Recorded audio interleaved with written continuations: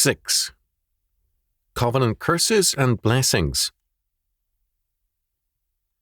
Because the covenant is God's act of grace, for man to despise that grace means that God's curse is upon him. On the other hand, if man is faithful to the covenant and its law, God's blessing is upon him. The curse of the law, that is, its penalties, are upon all who despise the Lord of the covenant and his law word. The first curse pronounced is death, Genesis chapter 2, verses 16 and 17. The process of death began to work in man from the moment of his fall, so that the entelechy of his life became death. Fallen man lives self-consciously under the shadow of death. This is a moral fact, because the cause of death and its entrance into the world is sin.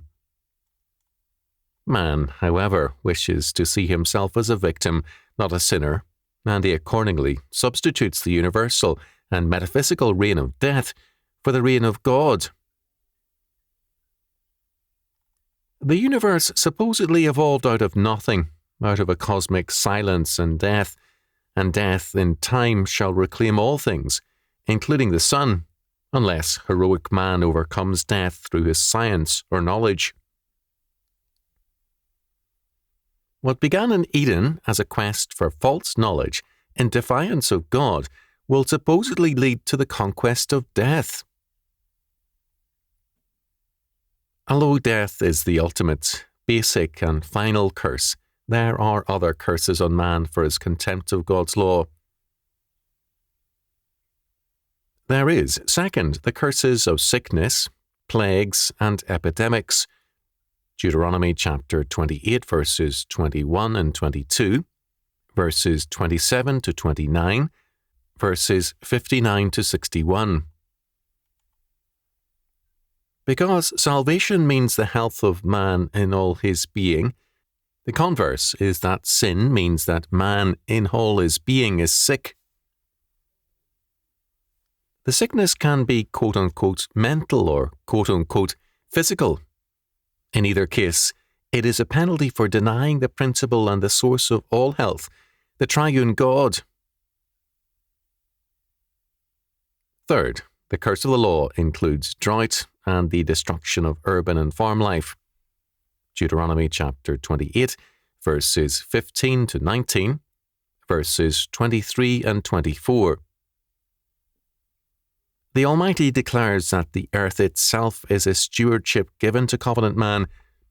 All others will suffer God's plagues in order to dispossess them from God's inheritance. It is only the blessed meek who shall inherit the earth and delight themselves in the abundance of peace. Psalm 37, verse 11, Matthew chapter 5, verse 5. Fourth, the curse of the law includes poverty and disasters. Deuteronomy chapter 28, verses 15 to 19, verses 38 to 46. God does not bless his enemies with covenant blessings. We are accustomed to thinking of poverty as an exclusively economic matter. The Bible is emphatic that it is, first of all, a theological fact. This is not to say that every poor man is a sinner. The Bible is clear in denying this fact, and more than one saint, like the widow of Zarephath, 1 Kings chapter 17, verses 8 to 16, has been very poor. Poverty, however, like sickness, is a fact which besets an apostate nation. Because the enemies of God's covenant and law are in such nations usually in power, it is often the saints who suffer the most. Even then, the Lord is mindful of them, as he was of the widow of Zarephath. Fifth, the curse of the law includes also war, invasion, defeat and conquest, even captivity. Deuteronomy chapter 28, verses 25 and 26, verses 36 to 38. This captivity will be first to evil rulers from our own midst, and then from an alien and conquering people. Having shown contempt for God, the apostate people are subjected to the contempt of men. Sixth, in all these curses, a constant factor is present: frustration. Man, seeking his own will, despises God's law as a restraint upon him, only to find his way is the epitome of frustration. The Lord shall smite thee with madness and blindness and astonishment of heart. And thou shalt grope at noonday, as the blind gropeth in darkness, and thou shalt not prosper in thy ways. And thou shalt be only oppressed and spoiled evermore, and no man shall save thee. Thou shalt betroth a wife, and another man shall lie with her. Thou shalt build an house, and thou shalt not dwell therein. Thou shalt plant a vineyard, and shalt not gather the grapes thereof. Thine ox shall be slain before thine eyes, and thou shalt not eat thereof. Thine ass shall be violently taken away from before thy face, and shall not be restored to thee. Thy sheep shall be given unto thine enemies, and thou shalt have none to rescue them. Thy sons and thy daughters shall be given unto another people, and thine eyes shall look and feel with longing for them all the day long, and there shall be no might in thine hand. The fruit of thy land and all thy labours shall a nation which thou knowest not eat up, and thou shalt be only oppressed and crushed always, so that thou shalt be mad for the sight of thine eyes, which thou shalt see. Deuteronomy chapter 28, verses 28 to 34.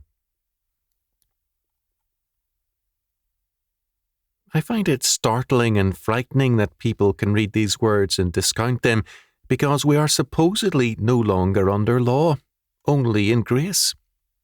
Surely this is at least in part a grim fulfillment of the curse of blindness, which is basic to all sin, the seventh aspect of the curse of the law. The blessings of faithfulness to the law are very beautifully set forth in Deuteronomy chapter 28, verses 1 to 14. First, they all add up to the grace of life. 1 Peter chapter 3, verse 7.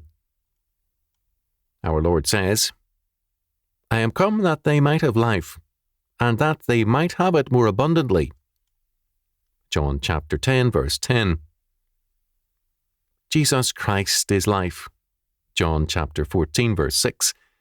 And men cannot have life apart from him. Second, the converse of all the curses we have as blessings.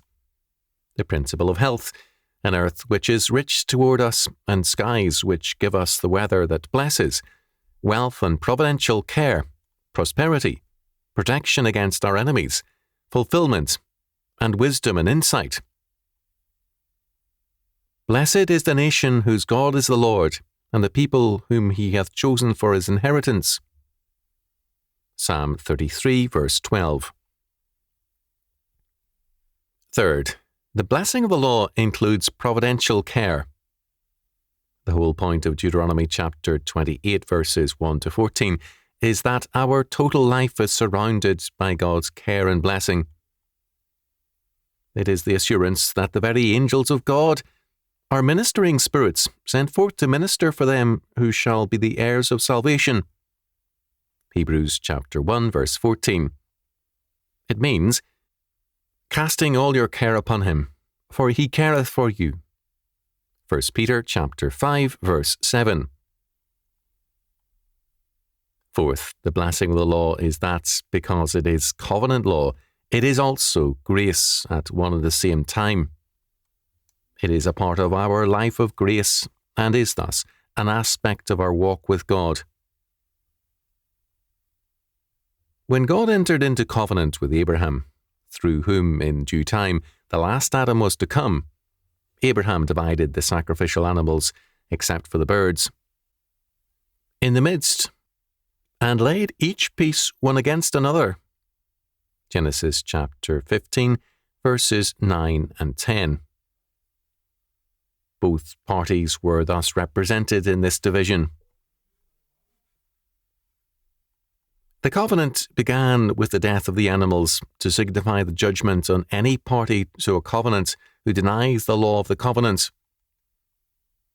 In the theophany which followed, Abraham was told of the remarkable covenant blessings which were to be his, as well as the covenant judgment and captivity which should come upon his descendants. Genesis chapter 25, verses 12 to 21. A covenant confers not only privileges, but also responsibilities.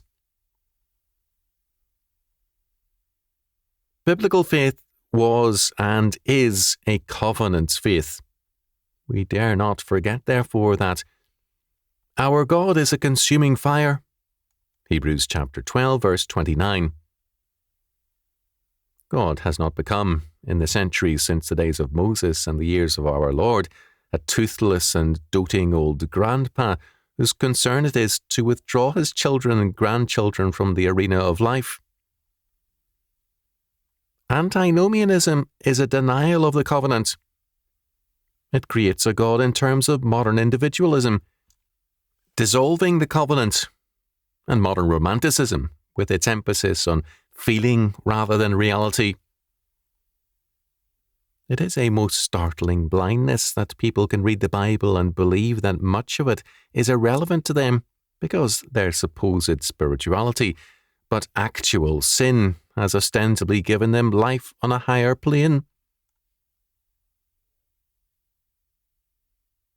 Ancient Israel tried to substitute the outward profession of animal sacrifices without faith, and God condemned it sharply through Micah.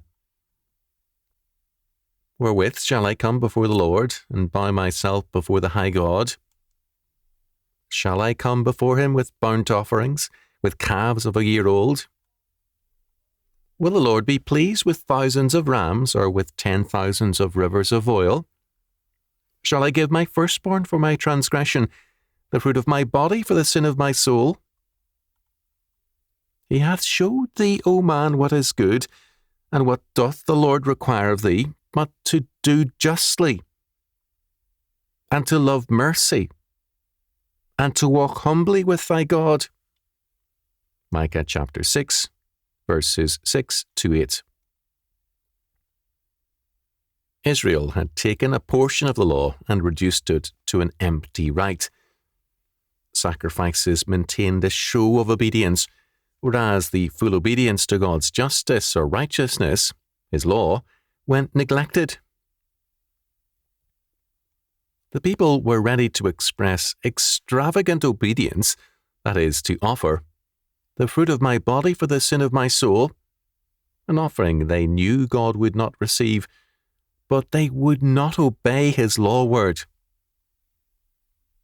The Lord requires in his word, wherein he shows us what is good, how to do justly, to love mercy, and to walk humbly before him. It is not humility to set aside his covenant law. Today, instead of costly sacrifices, churchmen have an even cheaper substitute for covenant faithfulness. They indulge in pious gush, sing, "Oh, how I love Jesus," and then do as they please, and they wonder then why they and the land are not blessed. To set aside the covenant law is to set aside the covenant God and his blessing, and to choose his curse. The sad fact today is that most men in and out of the church naturalize God's curses and blessings. They ascribe, quote, natural, end quote, disasters to mindless patterns and cycles in, quote, nature, end quote, and this removes the onus from man. Man then becomes the victim of our Darwinian universe rather than the sinner he is. Despite the plain word of God, men insist on seeing things naturalistically. If their attention is called to Deuteronomy chapter 28, as I have often done, Many who claim to believe the Bible dismiss it as a, quote, special case, end quote, and applicable only to Israel, or else they say that God's dealings with men in the Christian era are more, quote, spiritual, end quote, and, quote, higher, end quote. The same is true of blessings. Even men who pray for God's blessings are ready later to ascribe the results to themselves. Reality for them is naturalistic. Like Nebuchadnezzar, they're ready to say, "Is not this great Babylon that I have built for the house of the kingdom by the might of my power and for the honour of my majesty?" Daniel chapter 4, verse 30.